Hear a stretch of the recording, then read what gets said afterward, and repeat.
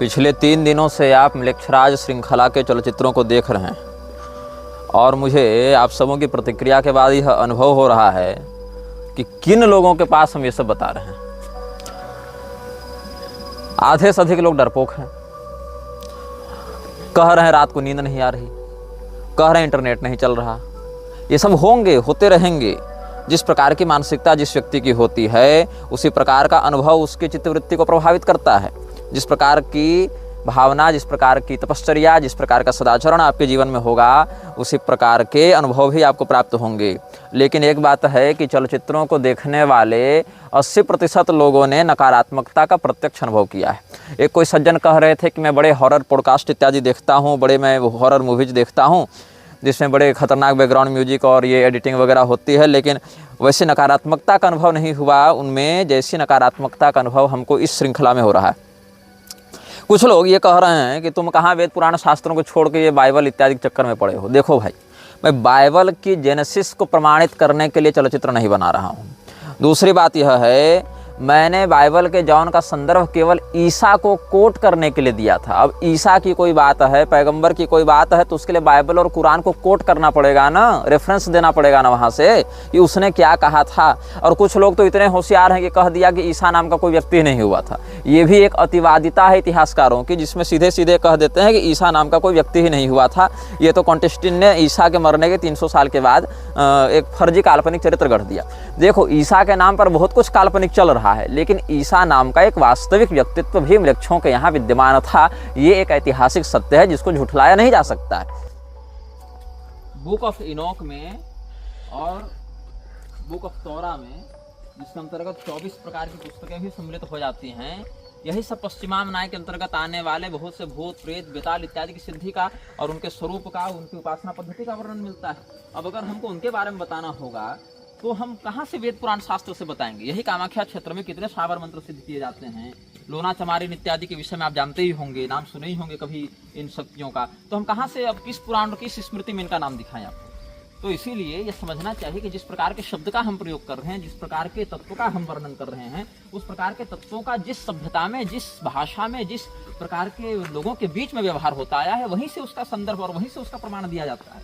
तुमको क्या लगता है, बिना पैशाचिक शक्ति के ही 5-5 अरब म्लेच्छ पूरे विश्व में घूम रहे हैं, 6 अरब म्लेच्छ घूम रहे हैं और तुम्हारे अंतस चेतना पर इतना प्रभाव डाल चुके हैं कि फुल पैंट शर्ट पहन के खड़े खड़े मूत रहे हो और स्त्रियां जो है शादी से पहले गर्भपात कराए घूम रही हैं बिना पैशाचिक शक्ति के। तुमको लग रहा है अब इससे ज्यादा क्या प्रमाण दे तुमको कि गली गली में रील बनाकर लड़कियां जो है सो नाच रही हैं और व्यभिचार फैला रही हैं। इतनी अंदर की मानसिकता तक प्रभाव पड़ जा रहा है। क्यों पड़ रहा है? बिना किसी पैशाचिक शक्ति के। तो जिस पैशाचिक शक्ति के माध्यम से ऐसा हो रहा है उसका जहां जहां संदर्भ जिस प्रकार से प्राप्त होगा, चाहे अधीत परंपरा से चाहे अनुभूत परंपरा से, हम उसका वर्णन करेंगे। अगर तुमको इसमें प्रमाण नहीं मानना है तो अपनी कंबल तानो और सो जाओ। तुम्हारे लिए हम थोड़े बना रहे हैं ये सब बातें। कुछ लोग यह भी कह रहे थे कि तुम ये क्या हॉलीवुड की कहानी लेकर बैठ गए हो। देखो भाई, हॉलीवुड की कहानी से प्रेरित होकर मैं म्लेच्छराज श्रृंखला को नहीं बना रहा हूँ। म्लेच्छराज से प्रभावित होकर हॉलीवुड की फिल्में बनती हैं। दोनों बातों को समझो। और कुछ लोग यह भी कह रहे थे कि पैरगमम नाम का एक वास्तविक शहर तो ग्रीस में है और हमने बताया कि पैरगमम कोई वास्तविक स्थान अलग से नहीं है। तो फिर दोनों बातों की संगति कैसे भिड़ेगी? बात ऐसी है कि देवराज इंद्र की नगरी का नाम अमरावती है। देवराज इंद्र के नगरी के नाम से मिलता जुलता एक नगर भारत के तेलंगाना में भी है।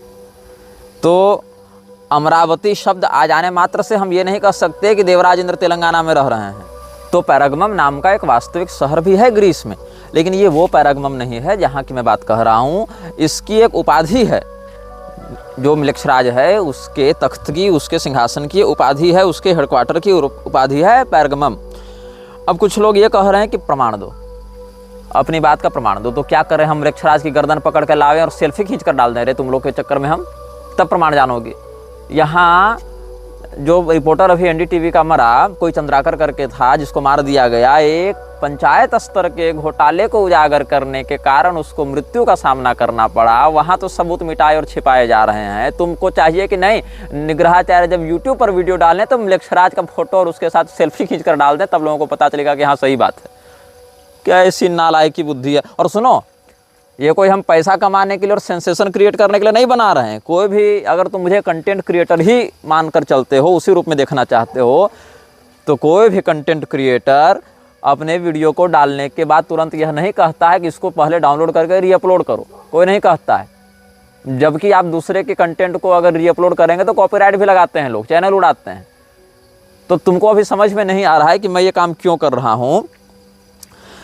मैंने जितने संदर्भ दिए, लोग कह रहे हैं कि बाइबल से क्यों बता रहे हो, कुरान से क्यों बता रहे हो, यहूदियों से क्यों बता रहे हो, तो पारसियों से क्यों बता रहे हो। देखो, ये एक बहुत ही कटु सत्य है कि भारत में पिछले 1000 वर्षों से इन्हीं पुस्तकों के अनुयायियों ने शासन बहुत प्रभावी रूप से किया है और हमारी संस्कृति को अपूरणीय क्षति पहुंचाई है। तुम उनकी सत्ता और उनकी शक्ति की अपेक्षा आंख मूंद कर नहीं रख सकते हो कि हम आंख बंद कर दिए तो ये सब समस्याएं टल जाएंगी। बिना किसी विशेष शक्ति के सहयोग के, बिना किसी बड़ी ताकत के सहयोग के, क्या लगता है तुमको कि 1000 साल ये लोग शासन कर जाएंगे? इतने गहराई से न्यायपालिका में, अर्थव्यवस्था में, व्यापार में, संस्कृति में, शिक्षा में घुसपैठ कर लेंगे। वो शक्ति जो इन सबको नियंत्रित कर रही है, वो मृक्षों की शक्ति जहाँ जहाँ वर्णित होगी, जिस रूप में वर्णित होगी, वहाँ वहाँ से ही उसका संदर्भ दिया जाएगा ना भाई। अब रही बात की, बहुत से सभ्यताओं ने इसको बहुत से नामों से पुकारा, ये बात सत्य है। मैंने इसके कई नाम बताए। कुछ लोग कहते हैं कि शैतान शब्द का तुम प्रयोग करते हो, ये तो इस्लामी शब्द है और तुम सनातन धर्म के ग्रंथों में शैतान शब्द जब नहीं मिलता तो कैसे शैतान शब्द का प्रयोग कर रहे हो। अरे बहरों, शैतान शब्द का प्रयोग हमने प्रचलित भाषा में किया है, लेकिन उसी वक्तव्य में हमने कई बार तो आसुरी संपदा शब्द का भी प्रयोग किया है। वो क्यों नहीं देखते हो? लोग समझ जाएं। अब फिर लोग पूछेंगे महाराज जी आसुरी संपदा क्या होती है? तो अलग अलग स्तर के व्यक्ति अलग अलग प्रश्न करेंगे। अगर हम कह दें शैतान तो 2 प्रकार की प्रतिक्रिया आएंगी। एक व्यक्ति समझ जाएगा मैं क्या कहना चाह रहा हूँ, दूसरा व्यक्ति कहेगा कि शैतान शब्द तो संस्कृत का नहीं है, तुम कैसे बोल रहे हो। अब अगर मैं कह दूँ आसुरी संपदा तो भी 2 प्रकार के लोग आ जाएंगे। एक जो इसका अर्थ समझ लेंगे वो, और दूसरे वो व्यक्ति जो कहेंगे महाराज जी आसुरी संपदा का क्या अर्थ होता है। तो इसीलिए एक एक व्यक्ति की निजी मानसिक स्थिति और स्तर के आधार पर हम वक्तव्य नहीं दे रहे हैं।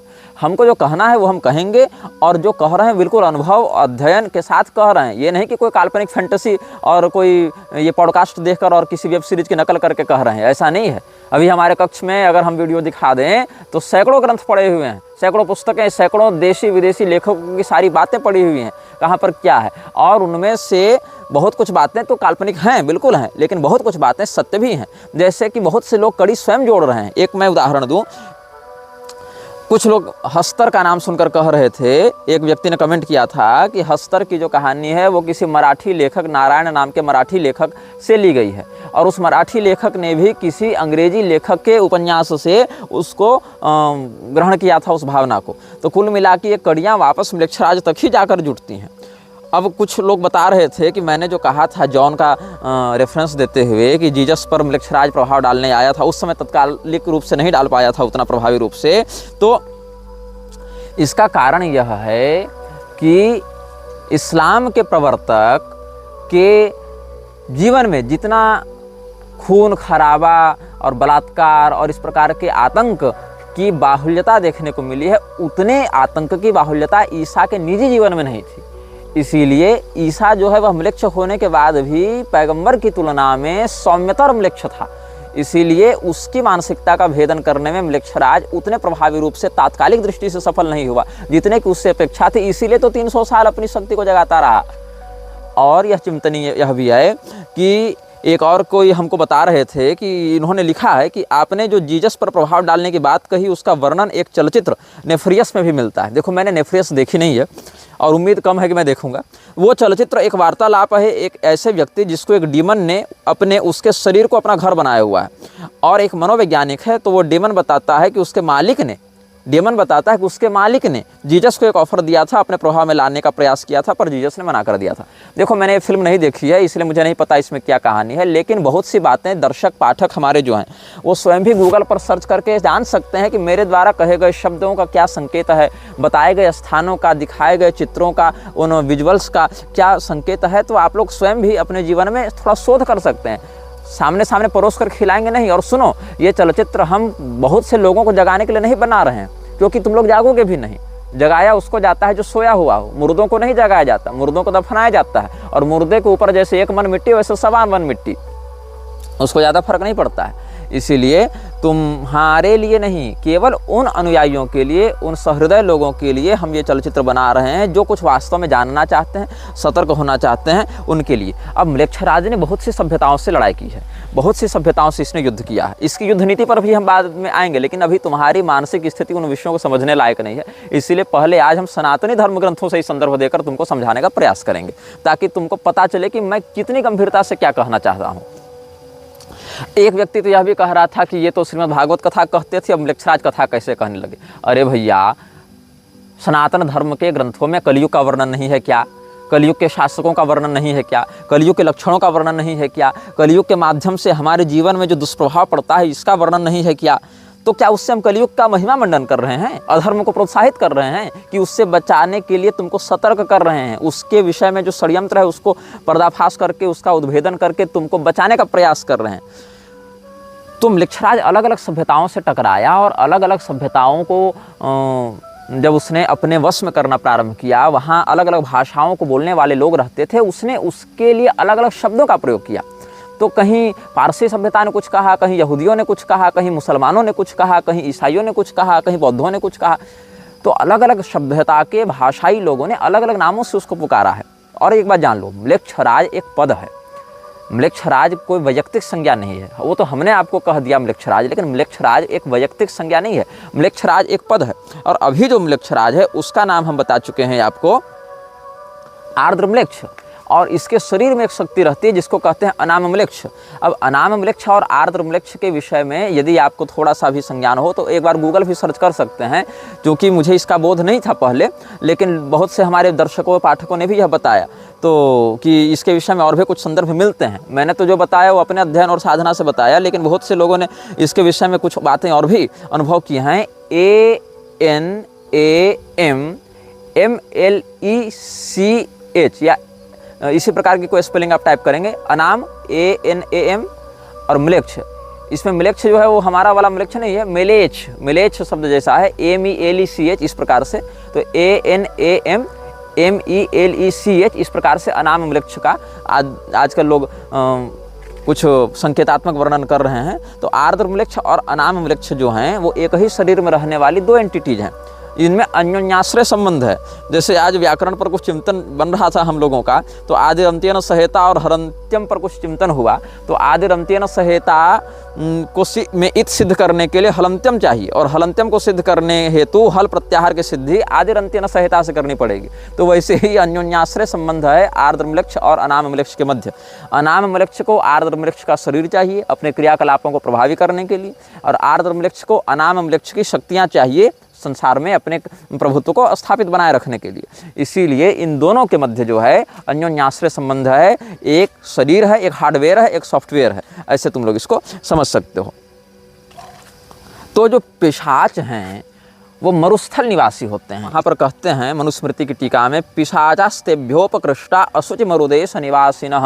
आज हमने पूरा अध्ययन करके बहुत से प्रमाणों को यहाँ पर एकत्र करके रखा है, जिसको हम आप सबों के समक्ष व्यक्त करेंगे। तो यहाँ पर कहते हैं कि पिशाचास्तेभ्योपकृष्टा असुचि मरुदेश निवासिनः। पिशाच कौन है? देवताओं से, राक्षसों से, गुह्यकों से कुछ नीचे श्रेणी के हैं और मरु देश में निवास करते हैं। ऐसे प्रजाति विशेष पिशाच कहलाते हैं। और ये सब जो अब्राह्मिक मत हैं वो भी पैशाच धर्म के ही अंतर्गत आते हैं, पैशाच मत के ही अंतर्गत आते हैं। यहाँ धर्म का अर्थ सदाचरण नहीं है, धर्म का अर्थ है धारणीय लक्षण। उनको हमने यहाँ पर धर्म शब्द से कहा है, क्योंकि धर्म एक व्यापक शब्द है। अब कुछ लोग यहाँ पर अलग अलग बातें कहने लगे हैं, ज्ञान देने आ जाते हैं। देखो, ज्ञान देने मत आओ हमारे वीडियो में, ज्ञान लेना है तो आओ, नहीं तो निकलते बनो। क्योंकि जिस विषय पर तुम हमको सलाह और उपदेश देने आए हो ना, तुम्हारी अपेक्षा अधिक गंभीर चिंतन हम कर चुके हैं और अधिक निकटता से उस तत्व को जान चुके हैं। शुक्राचार्य के विषय में लोग कहते हैं कि ये तो शुक्राचार्य के चेले हैं, शुक्राचार्य ही म्लेच्छराज है। आता जाता तुमको कुछ नहीं है, आरोप पहले अपने ही देवताओं पर लगा दो कि शुक्राचार्य म्लेच्छराज है। देखो, भगवान शुक्राचार्य भृगुवंशी महर्षि हैं, बहुत श्रेष्ठ आचरणवान हैं, नीतिज्ञ हैं, मंत्र विशारद हैं और राक्षसों के गुरु भले हैं। लेकिन शुक्राचार्य जी ने कभी भी राक्षसों को ये नहीं कहा कि तुम यज्ञ का विध्वंस करो, तुम गौओं को जाके मारो, तुम वर्णाश्रम का विरोध कर दो, ये नहीं कहा। शुक्राचार्य जी का काम बस इतना है कि जब देवता राक्षसों पर आक्रमण करें तो मंत्र शक्ति से राक्षसों की रक्षा करें, जब देवताओं का पक्ष कमजोर पड़े तो राक्षसों को नीति सिखाकर, योजना बताकर देवताओं पर विजय प्राप्त करने के लिए प्रेरित करें, अथवा किसी मंत्र की दीक्षा इत्यादि देकर विशेष शक्ति साधना यज्ञ इत्यादि के माध्यम से उनको उत्कृष्ट बना दे। इतना ही उनका काम है। लेकिन शुक्राचार्य जी ने कभी भी राक्षसों की उन्नति के लिए उनको ये नहीं कहा कि तुम वर्णाश्रम का विरोध करो, तुम गौवों को मारो, तुम स्त्रियों से बलात्कार करो, ये ऐसा शुक्राचार्य जी ने नहीं कहा। अपितु राजा बलि के प्रकरण में आप देखें तो शुक्राचार्य जी ने तो स्वयं राजा बलि के माध्यम से कितने दिव्य यज्ञों को करवाया है, दान धर्म इत्यादि करवाया है। और शास्त्रों में तो यह भी वर्णन आता है कि एक ही गुरु तत्व दैत्यों के लिए और देवताओं के लिए दो अलग अलग स्वरूप धारण करके प्रवर्तित होता है। वह गुरु तत्व अंगिरा के माध्यम से बृहस्पति के रूप में प्रकट होता है दिव्य संपदा के पोषण के लिए, और वही गुरु तत्व भृगु के माध्यम से उशना अर्थात शुक्राचार्य के रूप में प्रकट होता है दैत्यों के उत्कृष्टता के लिए। तो ये बात है। शुक्राचार्य जी की जो आँख फूट गई थी, राजा बलि जब वामन भगवान को 3 पग भूमि का दान कर रहे थे, तो शुक्राचार्य जी के नेत्र जो वहाँ पर विदीर्ण हुए हैं, वो एक आंख का आश्रय लेकर लोग इल्यूमिनाती को घुसा रहा, ऐसी बात नहीं है। शुक्राचार्य जी की वो नेत्र भगवान की कृपा से फिर ठीक भी हो गए थे, ऐसा नृसिंह पुराण में वर्णन है। तो शुक्राचार्य जी को म्लेच्छराज मत बताओ, तुम कुछ जानते नहीं हो इस विषय में। अब कि आप शुक्र नीति पढ़ेंगे, शुक्र नीति सार पढ़ेंगे, तो वहीं से आपको हम बता देते हैं शुक्राचार्य जी का क्या मत है म्लेच्छों के विषय में। त्यक्तस्वधर्माचरणा निर्घृणा परपीड़का चंडाश्च हिंसका नित्यम म्लेच्छास्ते विवेकिनः। जो अपने आचरण को, अपने स्वधर्म मतलब अपने जातिगत, कुलगत, वर्णगत धर्म का परित्याग करके निर्दयतापूर्वक दूसरे व्यक्ति को पीड़ा देते हैं, जो अत्यंत प्रचंड स्वभाव वाले हैं, हिंसक हैं और जो सदैव दूसरे को कष्ट देते रहते हैं, ऐसे अविवेकी व्यक्ति को म्लेच्छ कहते हैं। अर्थात शुक्राचार्य जी की दृष्टि में म्लेच्छ कोई बहुत सम्माननीय और श्रेष्ठ तत्व नहीं है, अविवेकी लोगों को ही शुक्राचार्य जी ने म्लेच्छ माना है। और जैसा कि हमने आपको बताया था कि अनाम वृक्ष की ज्योति, वृक्षराज की ज्योति अपने हृदय में स्थापित करने के साथ ही उसकी चाकरी शुरू होती है। तो अब भारत में भी एक संस्था कार्य कर रही है जो शरीर के अंदर एक दिव्य ज्योति की स्थापना करवा रही है। उस संस्था का नाम जानते हैं? प्रजापिता ब्रह्मा कुमारी। कभी सर्च करना, या बहुत से लोगों के वीडियो भी हैं उसके छल से जो बच बच के भाग के बाहर निकले ना उसके चंगुल से। प्रजापिता ब्रह्मा कुमारी वाले क्या कर रहे हैं? हृदय में ज्योति की स्थापना करवा रहे हैं। किसकी ज्योति है जरा पता करना वो। अब आगे तुम लोग को भी होमवर्क देंगे, सब हम ही बताएंगे तो सबूत मांगने जाओगे, और सबूत देने के लिए तुम लोग हो कौन जो हम तुमको सबूत देने जाएं? तुम पर हमारा एहसान है कि कृपा करके इतना बता दे रहे हैं, ताकि कुछ लोग, अगर 1 लाख व्यक्ति भी वीडियो देख रहे हैं, उसमें एक व्यक्ति भी अगर सतर्क होता है, सुधरता है, तो हमारे बल को बढ़ाएगा। बस हमारा यही लोभ है, हमारा यही स्वार्थ है। अब आगे हम दक्ष प्रजापति के विषय पर भी चिंतन कर देते हैं कि बकरे का माथा देखकर लोग दक्ष प्रजापति ही लूसीफर है, दक्ष प्रजापति ही बेफोमेट है, ये सब कहने लग जाते हैं। ऐसी बात नहीं है। दक्ष प्रजापति देवराज इंद्र, अग्निदेव इत्यादि से भी श्रेष्ठ स्तर के प्रजापति हैं, वो देवता हैं। जहाँ अग्नि का ब्रह्म रूप में वर्णन है, वहाँ के अतिरिक्त हम कह रहे हैं जो वसुमंडल में अग्नि हैं, आदित्य मंडल में इंद्र हैं, वहाँ से आदित्य मंडल वसुमंडल के देवताओं से उत्कृष्ट स्थान दक्ष प्रजापति का है। और दक्ष प्रजापति भगवान महादेव के बड़े सुंदर भक्त रहे हैं एक समय में। वो तो भगवती के रोष के कारण, भगवती के निर्माल्य के तिरस्कार के कारण उनको शिवद्रोह वाली मति आ गई, इसीलिए भगवान महादेव ने थोड़ा उनको अनुशासित कर दिया, बस इतनी सी बात है। और बकरे का माथा उनके माथे में लगा दिया, लेकिन वह बकरे का माथा भी पुनः ठीक हो गया था जब प्रचेता के पुत्रों के रूप में दक्ष प्रजापति ने अपना पुनर्जन्म लिया है। और दक्ष प्रजापति स्मृतिकार भी हैं, दक्ष स्मृति है उनकी। स्मृतिकार मतलब भारतीय जो मानवीय सभ्यता है, वृक्षों पर तो हम विवेक का विश्वास नहीं कर सकते, लेकिन जो भारत भूमि की पवित्र भारतीय प्रजा है, जो हमारे सनातन धर्मावलंबी हैं, उन लोगों के लिए धर्म का क्या अनुशासन है, इसको व्यक्त करते हुए जो स्मृतियों की बात आती है सनातन धर्म में, उन स्मृतियों में से एक स्मृति भगवान दक्ष की भी है। इसलिए दक्ष प्रजापति म्लेच्छराज नहीं है, इल्यूमिनाती नहीं है। ये सब जो दिव्य शक्तियाँ हैं, इनको तुम केवल आजकल के पॉडकास्ट वाले कॉन्स्पिरेसी थ्योरिस्ट के साथ जोड़कर भ्रमित मत हो जाओ। कुछ लोग यह भी कह रहे थे कि असूर्या जो है, असूर्या नाम तेलो काम धेन तमसावृता, ये भी एक अच्छा लिंक वो जोड़ रहे थे। खैर, अब कुछ लोग कह रहे हैं कि किलवी से ही म्लेच्छराज है कि आप देखो शक्तिमान उठा कर ले आए। मतलब ऐसे ऐसे लोग प्रश्न कर रहे हैं। देखो, सभी प्रश्नों का उत्तर समयानुसार मिलेगा। तुम्हारे कहने मात्र से हम जो 100 श्रृंखला तक जा सकता है जो विषय, हम तुम्हारे कहने से कमेंट टाइप करके सबको नहीं बताते रहेंगे ना। देखो, संस्कृत में जो है किलविश शब्द पाप का पर्यायवाची है। जैसे पाप है, अघ है, वैसे ही दुष्कृत है, वैसे ही कलमश, किल्विश और कश्मल, ये सब शब्द जो हैं वो पाप के पर्याय हैं। तो पाप के बाहुल्यता से कलयुग बढ़ता है, पाप ही कलयुग का स्वभाव है, और पाप का पर्याय है किल्विश। तो इस प्रकार से कह दिया गया कि तमराज किल्विश। ऐसे तमराज किल्विश तो काल्पनिक चरित्र हो गया, लेकिन ठीक है, अगर म्लेच्छराज को समझना चाहते हो तो प्रारंभिक बालकों के लिए वो भी सही है। लेकिन किल्विश शब्द संस्कृत में पाप का पर्याय है। किल्विश, कलमश और कश्मल, ये सब शब्द पाप के पर्याय हैं। अब लोग ये कह रहे थे कि भारत में म्लेच्छराज कहाँ रहता है, इसके विषय में तुमने बताया नहीं। देखो, भारत में आया था म्लेच्छराज, और म्लेच्छराज भारत में एक ही स्थान पर विशेष करके अपना प्रभाव जमा पाया। उस स्थान में दिव्य मंत्रों का प्रयोग करके, जैसे किवाड़ लगाते हैं ना, ग्रिलिंग करते हैं, किवाड़ से किसी चीज़ को बांधते हैं, सांकल लगाते हैं, तो मांत्रिक लोहे के सांकलों से उस स्थान को देवताओं ने कीलित कर दिया। उसको कहते हैं लोहारगल तीर्थ। और लोहारगल तीर्थ में जो है भगवान वराह उस म्लेच्छराज को कैद करके रखे हुए हैं। उसकी शक्ति को, वो तो कोई ऐसा नहीं कि एक जगह शरीर में बंद कर दिए तो बंद हो गया, मतलब उसके जो ऊर्जा केंद्र हैं, जो उसके मेन पावर हाउस हैं, सर्वर्स हैं, पावर ग्रिड्स हैं, उनमें से एक पावर ग्रिड भारत में लोहारगल तीर्थ में है। तो वराह पुराण में भी इसका संकेत आपको प्राप्त हो जाएगा, जहाँ पर भगवान वराह ने पृथ्वी देवी को बताया है कि देखो वहाँ म्लेच्छराज का स्थान है, और उस स्थान को छोड़कर मैं कहीं जाता नहीं हूँ, मतलब उसका वहाँ पर मैं बंधन करके रखा हुआ हूँ। स्थानम लोहारगलम नाम म्लेच्छराज समाश्रितम क्षणम चापि न मुंचामि एवमेतन न संशय। ये वराह पुराण में बताया जा रहा है। तुमको लग रहा था कि हम केवल फैंटेसी स्टोरीज बता रहे हैं, अभी तुमको अंदाजा नहीं कि हम क्या बता रहे हैं और उसका आगे क्या विषय कहाँ जुड़ने वाला है।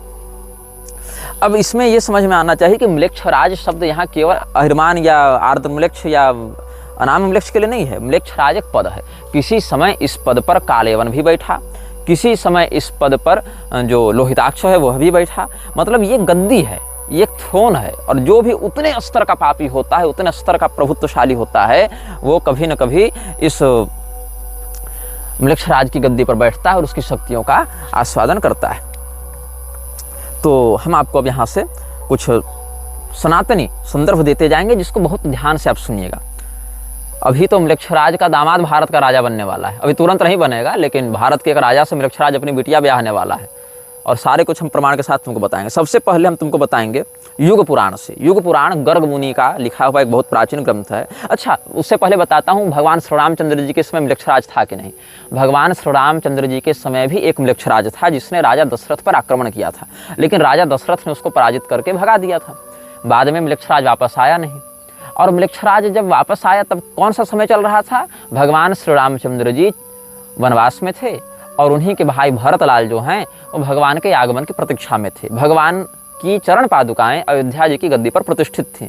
तो म्लेच्छराज ने सोचा कि अभी तो राजा दशरथ परलोक जा चुके, और राम जी जंगल में हैं, लक्ष्मण जी जंगल में हैं, भरत जी जो हैं वो मतलब तपस्या में हैं, भगवान के विरह में आतुर हैं, शत्रुघ्न जी अकेले कितना संभालेंगे, अभी सही समय है आक्रमण करने का। तो सुनो, भुषुंडी रामायण के दक्षिण खंड में इसका वर्णन मिलेगा। अध्याय नहीं बताऊंगा, तुम खुद खोजना, सब कुछ थाली में परोस कर तुम्हारे मुंह में खिलाऊंगा नहीं, कुछ स्वयं अध्ययन करो, और नहीं करना है तो मेरी बात का विश्वास करो कम से कम, नहीं तो फिर यही तुम लोग आलसी और प्रमादी हो जाते हो, अविश्वासी हो जाते हो।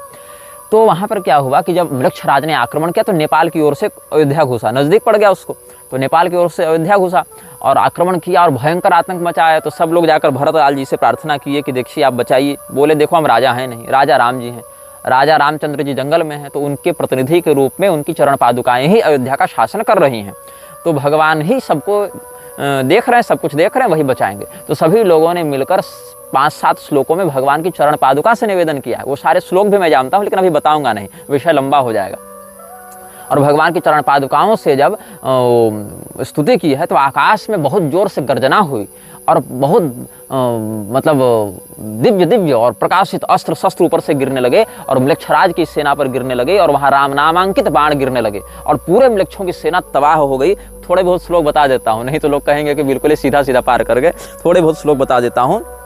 तो वो सब जब रोने लगे कि कहाँ से ये आकाश में बारिश हो रही है, तो महोल्कानां ज्वलन्तीनां विनिपातात् समं ततः ज्वलन्ति ध्वजवस्त्राणि दृश्यन्ते रथमूर्धसु धावतां गर्जमानानां गजानां सर्ववृष्टिषु हयानां हरेशमाणानां शरणं नाशकंचन। वृक्षों के हाथी घोड़े सब के ऊपर जब बारिश होने लगी बाणों की, तो ये कहाँ से आ गया, जैसे आग की बारिश हो रही हो। तो ये सब वृक्ष आतंकित हो गए, हाहाकार करके भागने लगे। तो केचिदास्कस्मिक वृष्टिमायुधानां समं ततः समालोक्य सुवित्रेषु हताः स्मृतिवादिनः, हाय हम मारे गए, हम मारे गए, ऐसा कहते हुए मृक्षराज के सारे सेनापति और सारे सैनिक मर गए। कुछ भाग गए और कुछ तो भगवान श्री रामचंद्र जी के नाम को लेते हुए और दुहाई लगाते हुए, राम जी की दुहाई लेते हुए भाग गए और कहा कि नहीं नहीं, हम अयोध्या पर आक्रमण नहीं करेंगे। तब सबों ने सोचा कि भाई कहाँ से ये बाण वृष्टि हुई। तब कहा गया राम जी की चरण पादुका केवल 100 पीस में म्यूजियम में थोड़े रखी हुई है, वो मतलब राम जी स्वयं बैठकर शासन कर रहे हैं, तो इसीलिए अब हम कभी अयोध्या पर आक्रमण नहीं करेंगे, ऐसा वो मृक्ष राज के सैनिक कहते हुए भाग गए हैं। तो सुन लो, 3-4 श्लोक उदाहरण के लिए दे देता हूँ। केचित् दैव कृतं मत्वा कदनं घोरमात्मनः इतो नैवं करिष्याम इत्याभाष्य विनयश्री नष्टेषु म्लेच्छराजस्य सैन्येषु सह नायकैः मृते च राक्षसानीके शेषाः केचिद् विदुद्रुवुः गृहीतवैशसाः केचिद् राजानः परपक्षकाः भग्न संकल्प संयोगा दुद्रुवः समराजिरात्। और भी बहुत से राजा लोग आए थे ना अयोध्या पर आक्रमण करने के लिए, तो वहाँ पर सब लोग मतलब भग्न संकल्प हो गए। मृक्षराज के अधीन होकर जितने राजा लड़ने आए थे कि हम भी अयोध्या वालों से लड़ेंगे, हम भी लड़ेंगे, वो सब भाग गए। अब सुनो, धर्मशास्त्र का इतिहास जो है, जो वीपी काणे जी ने लिखी थी, हालांकि उनके एक लिखन में बहुत कुछ हमने त्रुटियां पाई हैं, लेकिन इस विषय में उन्होंने अच्छा लेखन किया युग पुराण के विषय में, जहाँ पर वो कहते हैं कि शूद्र लोग प्रणव के साथ आहुति डालेंगे और उस समय अमलात नाम का या आम्राट नाम का एक मृक्षराज होगा, उसकी लाल लाल आंखें होंगी। हमने जो अनाम वृक्ष का चित्र डाला था उसके भी लाल लाल आंखें थीं बहुत ज़्यादा, वो उसका वैसा ही वर्णन प्राप्त भी होता है और अनुभव में भी देखा जाता है। तो ये इन्होंने युग पुराण के विषय में भी लिखा है, वहाँ से भी हम आपको संदर्भ देंगे। और एक संदर्भ हम आपको देंगे, यदि आपको पता होगा, पंडित गोपीनाथ कविराज के विषय में, बहुत अच्छे साधक, बहुत अच्छे विद्वान, बहुत परंपरागत सम्मानित अध्येता रहे हैं सनातन धर्म में, और बहुत पुराने भी नहीं हैं, 2 पीढ़ी पहले के हुए हैं हमारी पीढ़ी से देखें तो पंडित गोपीनाथ कविराज जी जो हैं, महामहोपाध्याय भी उनके नाम के आगे लगता था, बड़े प्रसिद्ध विद्वान रहे। उन्होंने तांत्रिक साहित्य नाम का एक संकलन ग्रंथ लिखा था, जिसमें तंत्र ग्रंथों का परिचय लिखा था। उसमें उत्पत्ति तंत्र के अंतर्गत उन्होंने मृक्षराज का वर्णन किया है, संकेतात्मक किया है कि मृक्षराज का काल कैसा है, क्या है, इस प्रकार से उन्होंने वर्णन किया है। तो उत्पत्ति तंत्र का जहाँ पर वर्णन कर रहे हैं तांत्रिक साहित्य के पृष्ठ 77 में, वहाँ कह रहे हैं मृक्षराज का काल कथन, इस प्रकार से उन्होंने उसमें अनुभाग दिया है। अब हम आपको बता रहे हैं, अच्छा, बृहत पाराशर होरा शास्त्र में भी एक योग बनता है। उस योग में जिस व्यक्ति का जीवन फंसता है, विशेष करके मृक्षराज केतु की जिसकी उत्कृष्ट दशा होती है, उसको अपने वश में करने का प्रयास करता है और उसको बहुत पुरस्कृत करता है। इसका भी एक आपको हम प्रमाण दे ही देते हैं बृहत पाराशर होरा शास्त्र से भी। थोड़ा आपको मैं श्लोक बता देता हूँ। क्षमा कहते हैं पृथ्वी को, क्षमापति कहते हैं राजा को, भूपति, क्षमापति, क्षमा और क्षमा दोनों शब्द हैं। तो क्षमापति मतलब राजा, भूपति, तो म्लेच्छ क्षमापति, म्लेच्छ क्षमापति मतलब मृक्षराज। तो संस्कृत का जो अध्ययन करते हैं, पर्यायों को समझते हैं, वो समझ जाएंगे मैं क्या कह रहा हूँ।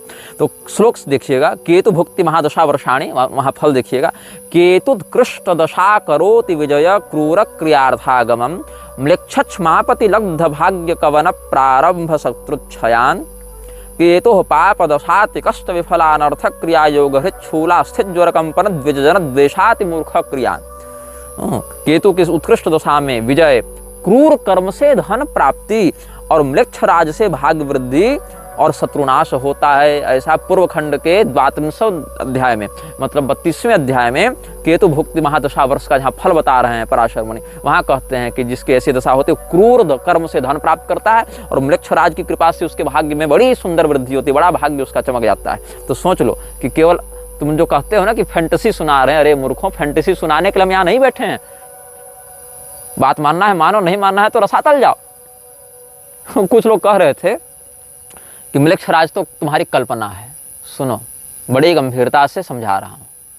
मृक्षराज भी यही चाहता है कि तुम उसे काल्पनिक समझो, क्योंकि जब तक तुम उसे काल्पनिक समझोगे तब तक उसका बल बहुत निर्बाध और निष्कंटक रूप से अभिवृद्धि को प्राप्त होता रहेगा। अब हम युग पुराण की चर्चा कर रहे थे। युग पुराण पर हम बात आते हैं। उस समय एक म्लेच्छराज का यहाँ पर वर्णन मिलता है जिसका नाम था आम्राट, और उसकी आंखें बड़ी लाल थी, इसलिए उसको लोहिताक्ष भी कहते थे।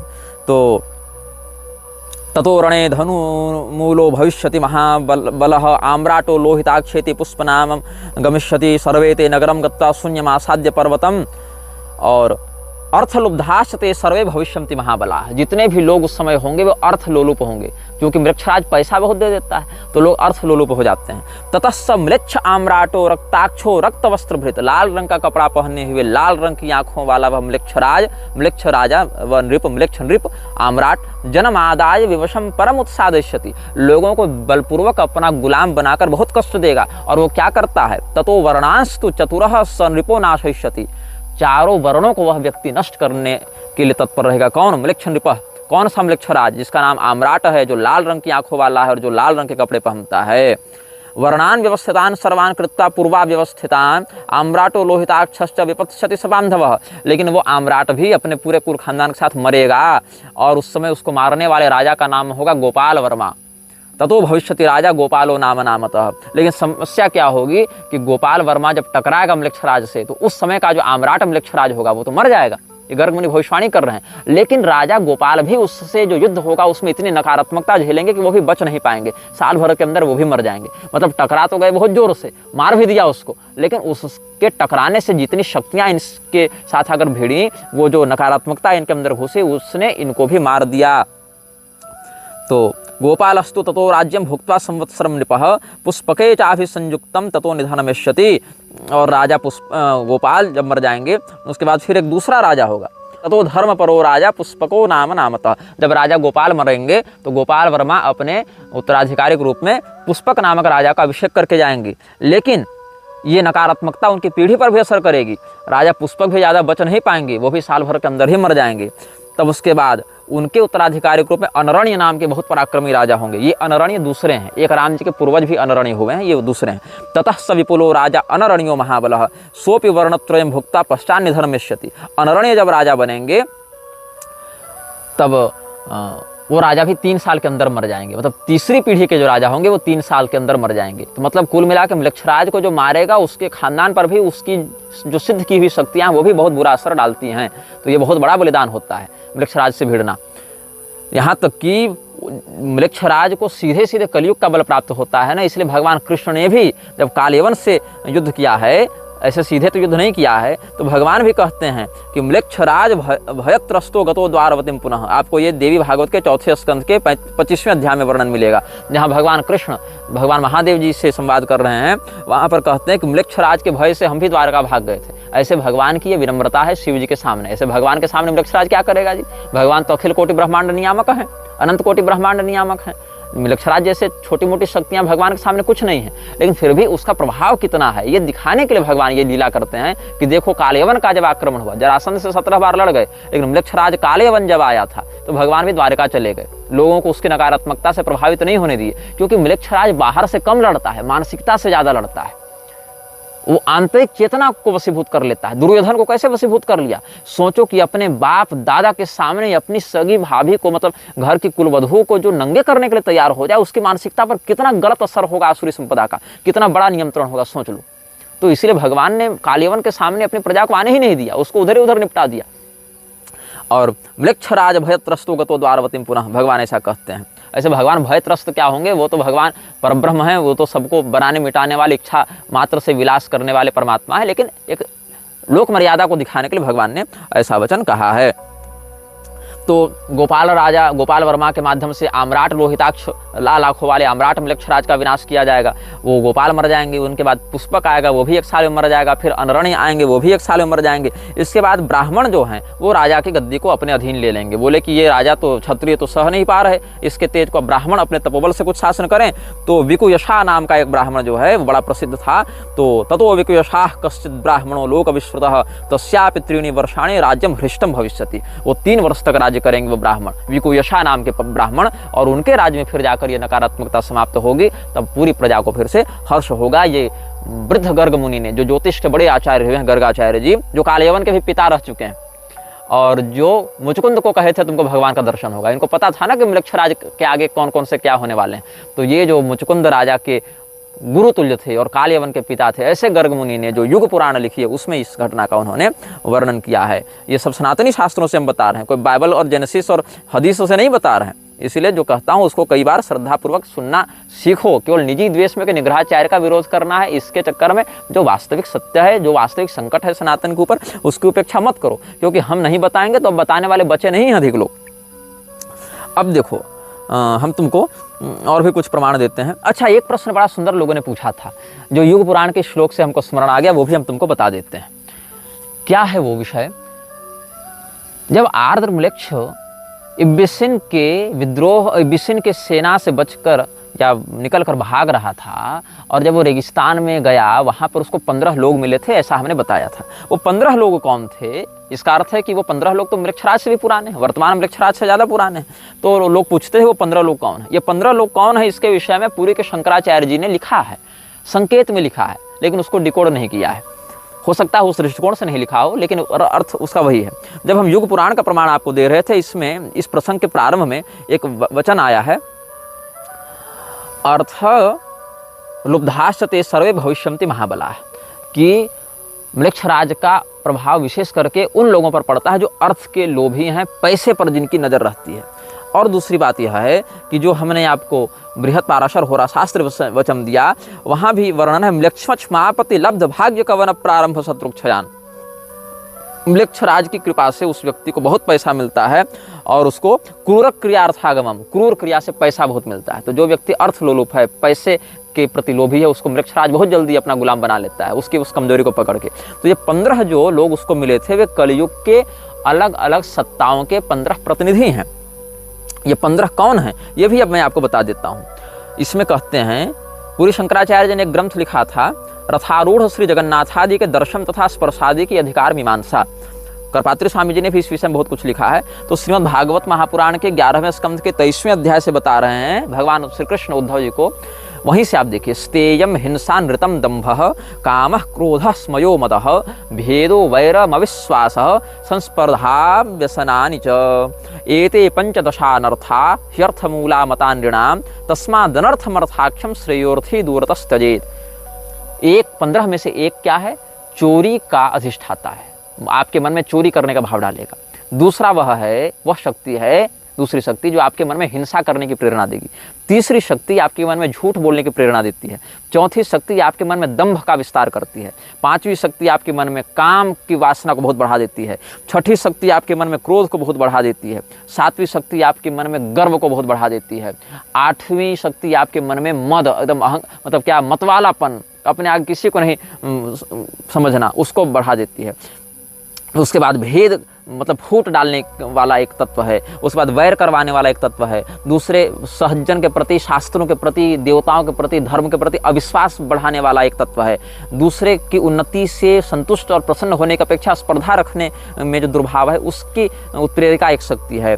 स्त्रियों के प्रति अनावश्यक जो एडिक्शन होता है, स्त्रियों के प्रति जो आकर्षण हो जाता है, वो भी व्यभिचारगत दृष्टि से, वो लंपटता बढ़ाने वाली जो है वो 13वीं शक्ति है। जुआ, सट्टेबाजी, ये सब करवाने वाली 14वीं शक्ति है। और शराब, मदिरा, ड्रग इत्यादि की प्रति प्रेरित करने वाली 15वीं शक्ति है। ये भागवत महापुराण में 15 प्रकार के अनर्थ बताए गए हैं, जिनसे कलयुग बहुत अधिक बढ़ता है। और ये 15 अनर्थ रहते कहाँ हैं? तो एते पंचदशानर्था ह्यर्थ मूला मता नृणाम। ये 15 जो अनर्थ हैं वो अर्थ में वास करते हैं, इसलिए अर्थ में 15 प्रकार के अनर्थ बताए गए हैं। यही 15 प्रकार के अनर्थ की जो शक्तियाँ हैं, वही साकार विग्रह धारण करके आर्द्रम्लेच्छ को बचाती हैं और उसको अपना नायक बनाकर आगे अपने कार्य को बढ़ाती हैं। और इनसे होता क्या है, ये भी आगे के श्लोकों में देख लो। भिद्यम ते भ्रातरो दाराः पितरः सुहृदस्तथा एका स्निग्धाः काकिणिना सद्यः सर्वैरयः कृताः अर्थे नाल्पीयसा ह्येते संरब्धा दीप्तमन्यवः तजन्त्यासु स्पृधो घ्नन्ति सहसोत्सृज्य सौहृदम्। इन 15 में से अगर कम मात्रा में भी ये सब प्राप्त हो जाएं आपको, तो आपके भाई से आपका झगड़ा करा देंगे, आपकी पत्नी, आपके माता पिता, आपके सुहृद, ये सब के साथ आपका वैर करवा देंगे। और आप तुरंत अपने समस्त सदाचार, भाईचारा और उदारता, सहनशीलता सबको छोड़कर एकदम पिशाच के समान क्रूर हो जाएंगे। क्रूर कर्म से आप धन प्राप्त करने के लिए, प्रतिष्ठा प्राप्त करने के लिए किसी भी नीचता तक चले जाएंगे। यही जो 15 अनर्थ शक्तियां हैं वही कली पुरुष की शक्तियां हैं, और कली पुरुष की ये 15 शक्तियां ही आर्द्रमलेक्ष को बचाती हैं और उसको इतना श्रेष्ठ मतलब पिशाचों की दृष्टि में श्रेष्ठ नायक के रूप में स्थापित करती हैं।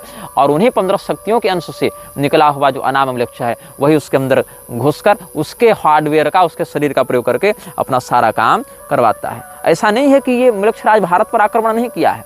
ये मलेक्षराज ने जिस समय चाणक्य ने महापद्मनंद का तख्ता पलट करवाया था उस समय भी इसने भारत पर आक्रमण किया था, और भारत पर आक्रमण करने के लिए इसने 5 राजाओं का आश्रय लिया था।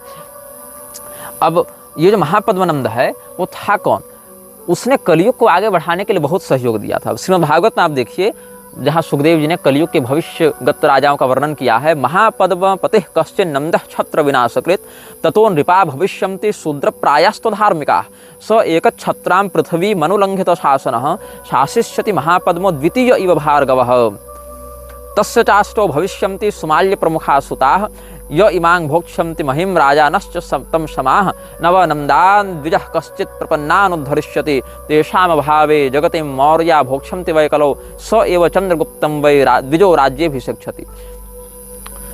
जो धर्मनिष्ठ क्षत्रियों का शासन होगा, उन क्षत्रियों के शासन को नष्ट करते हुए शूद्रा के गर्भ से उत्पन्न अधार्मिक चित्तवृत्ति वाला एक राजा होगा जिसको महापद्मनंद कहेंगे। उसके 8 सुमाल्य इत्यादि 8 पुत्र होंगे। 100 वर्षों तक राज्य करेंगे उस समय, और फिर जब सभी लोग हाहाकार मचाने लगेंगे तब कोई ब्राह्मण होगा जो उस नंद के साम्राज्य को पलटकर चंद्रगुप्त को राजा बनाएगा। अब ये ब्राह्मण कौन है? इसके विषय में वायु पुराण में, ब्रह्मांड पुराण में वर्णन है कि इस ब्राह्मण का नाम होगा कौटिल्य।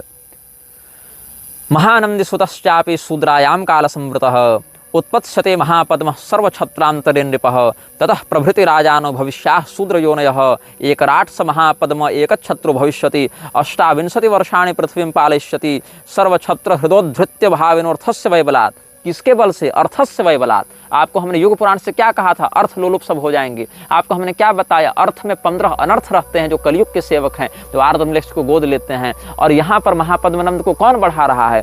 अर्थस्य वैबलात्, अर्थ के बल से उसने ऐसा किया। और सहस्रास्तुताह्यष्टौ समाद्वादशते नृपाः महापद्मस्य पर्याय भविष्यन्ति नृपाः क्रमात्।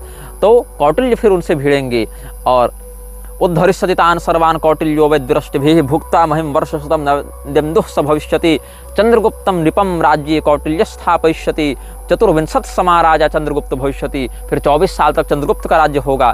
फिर बिंदुसार का राज्य, जिसको भद्रसार के रूप में भी यहाँ कहा गया है, उसका 25 वर्ष तक राज्य रहेगा और 26 वर्ष तक अशोक का राज्य रहेगा। 24 समा राजा चंद्रगुप्तं नृपं राज्ये कौटिल्य स्थापयिष्यति 24 समा राजा चंद्रगुप्तो भविष्यति भविता भद्रसारस्तु 25 समा नृपः 26 समा राजा अशोको भविता नृषु।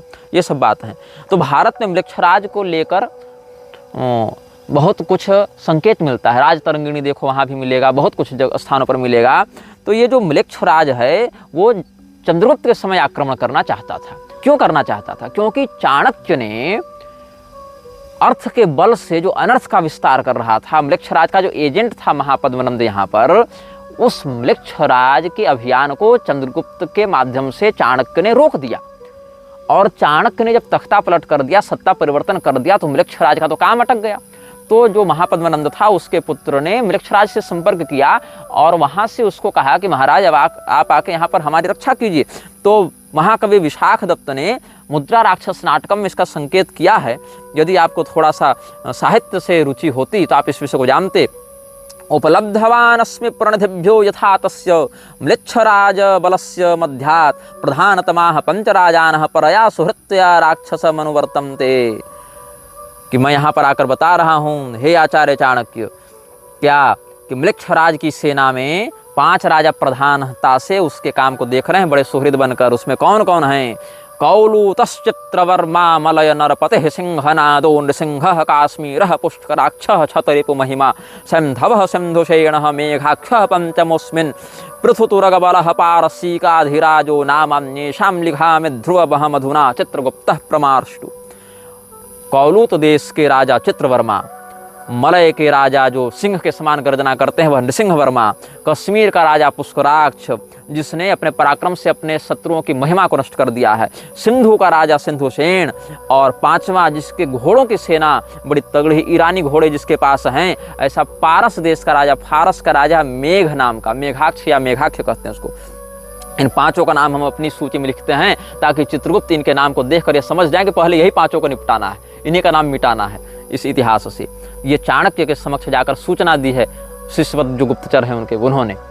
तो म्लेच्छराज उस समय आ रहा था, लेकिन भगवत कृपा से चाणक्य ने अपनी नीति कुशलता और तपोबल से म्लेच्छराज को भारत में आने नहीं दिया। तब पुनः म्लेच्छराज ने विक्रमादित्य के समय आक्रमण किया है, और विक्रमादित्य के जन्म से ठीक कुछ समय के पहले ही या उस समय जब वो बच्चे थे तो कालकाचार्य जो हैं वो म्लेच्छराज को लेकर आए थे, और फिर विक्रमादित्य ने वेताल सिद्धि इत्यादि के आश्रय से फिर बहुत दिव्य महाविद्या साधना इत्यादि भी करके, और शिवांश थे भी, शिवमुख गुह्यक के अवतार थे भी वो, तो इसीलिए अपने दिव्य पराक्रम से महाराज विक्रमादित्य ने म्लेच्छराज को पराजित किया, और वो एक प्रकार से उसका वध ही कर दिया था म्लेच्छराज का। लेकिन चूंकि हमने बताया वो कई बार अपने शरीर को बदलता है और पुनः जीवित होता है, वो असेंबलिंग फिर से करता है, तो वो बच गया।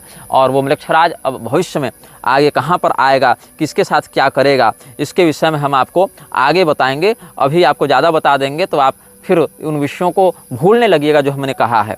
इसीलिए हम कहते हैं इन चलचित्रों को ध्यान से देखिएगा, ये मजाक नहीं है, सत्य घटनाओं पर आधारित बिल्कुल प्रामाणिक बात है। आप हमारी कई बातों को क्रॉस वेरीफाई करने के लिए गूगल में सर्च कर सकते हैं, किसी ने लिखा होगा तो कुछ मिल ही जाएगा आपको, लेकिन अगर नहीं मिलेगा तो हम आपको प्रमाण देने के लिए बाध्य नहीं हैं, क्योंकि जिस विषय को 10-10 साल पढ़ के, जप के, चिंतन करके हमने समझा है, सीखा है, जाना है, उसको एक कमेंट बॉक्स में हम आपको प्रमाणित नहीं कर सकते हैं, क्योंकि आप उस स्तर पर अभी नहीं पहुंचे।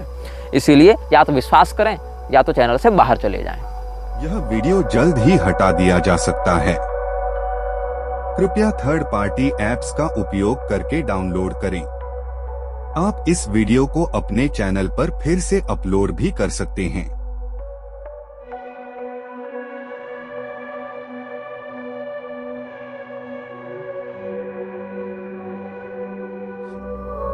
This video may get deleted soon. Please download using third-party apps. You may also re-upload this video on your channels. Thank you.